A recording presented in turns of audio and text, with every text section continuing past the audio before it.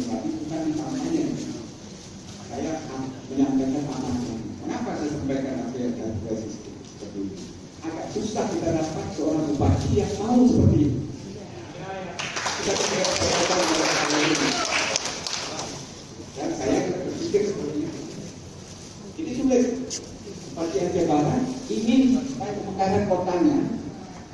Akhirnya nanti setelah terjadi pemekaran kota Melabu, beliau akan hengkang di luar kota Melabu dengan kondisi-kondisi yang nol, membangun sebuah kota baru yang jadi ibu kota Kabupaten Aceh Barat.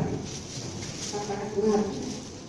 Tapi beliau dengan sifat negarawan yang cukup tinggi melakukan itu yang luar biasa. Nggak semua pejabat bisa begitu. Jadi saya pikir di Aceh Barat sudah lahir seorang putra terbaik dan merintih itu. Jadi sekarang pembangunan Melabu luar biasa. Dulu sebelum Pak Tito memaafkan saya, ini dengan segala hormat saya menyampaikan Pak Nas, bukan Pak Nas tidak berbuat, Pak Nas yang meletakkan dasar-dasar semua, tapi Pak Tito yang melanjutkan, yang mempercepat pembangunan itu. Dulu orang bilang Agan Layang itu lebih kencang lagi daripada Aceh Barat. Orang itu tidak. Dulu ya, tapi ketika Pak Tito pegang Aceh Barat, saya keperangan luar biasa. Kota Melabu ini, coba lihat jalan. Nggak gampang kita perluas sebuah jalan. Tapi beliau berani. Itu luar biasa. Cuma bisa merintih. Jadi bukan ini berlebihan, tidak. Jadi makanya saya bilang Aceh Barat sudah lahir buat putra terbaik yang masih pada posisi sekarang, pada posisi jabatan sebagai ini apresiasi Muhammad. Jadi ini makanya kita harus hati-hati ke depan, jangan salah-salah. Bukan kampanye ini enggak, terserah kita. Karena saya terus terang, apakah saya nggak salah? Saya mohon maaf karena saya diminta untuk bicara di depan forum seminar ini. Ini juga dalam rangka percepat pembangunan kota Melabu sebagai kota otonomi. Jadi kemudian bapak-bapak, ini saya teruskan, saya akan ngomong supaya barangkali ini lebih ke arah kita silaturahmi. Saya jadi Bupati Aceh Barat tahun 2000.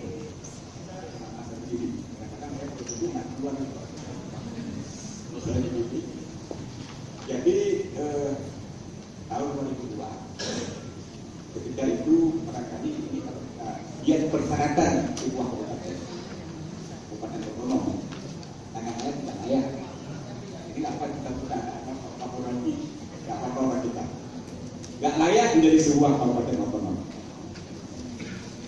Tapi saya pikir dengan apa panas, beliau mendorong juga terbentuk kabupaten. Kenapa saya katakan tidak layak? Karena biasanya sebuah daerah yang dimekatkan awalnya adalah kewidanaan. Nah, dan layak kan kewidanaan Melabu.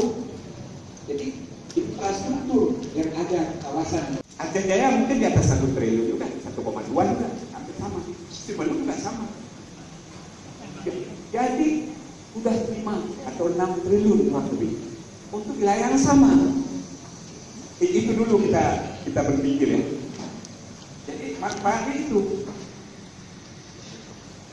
Jadi kembali pada kota Melabu, inilah saya makanya di sini lagi saya dulu masyarakat Aceh Barat bahwa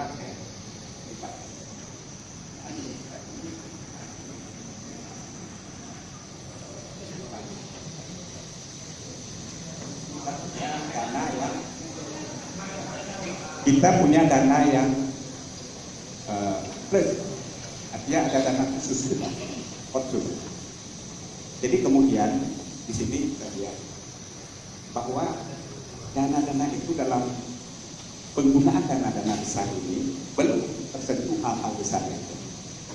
Belum bisa kita lihat secara keseluruhan perubahan wajah aja. Ini kita harus ini. Dan ini pernah diskusikan ketika kita dan di mana-mana oleh kita para pejabat tersebut. Jadi saya pikir ini nanti Pak Gubernur lagi lah bisa akses ke Pak Gubernur. Tapi dilapis di atas segala yang sudah ada. Kemudian jalur tengah dipampun betul akan apa aceh tengah dan seterusnya dibikin lebar semua. Apa untungnya ini akan terjadi hubungan politik gasan kalau semua akses hubungan tidak terjadi tengah. Pelabuhan, kita bikin pelabuhan laut Pantai Barat satu umpama di pelabuhan samudera yang bisa kita ekspor barang ini dan lewat Medan. Ini kan Medan yang saya tutup. Pasar kita di Medan, kenapa? Semua di Medan. Pintu keluar masuk lewat Belawan. Kenapa nggak kita bikin di sini? Pantai Utara satu. Kan? Hitung-hitungan kasar itu sudah. Duit khusus masih tersisa berapa lagi? Ini ada Pak ya. Masih tersisa lagi katakanlah 30 triliun. Terus disekat-sekat terus. Ini untuk ini sekian. Kita bisa menggunakan sekali itu.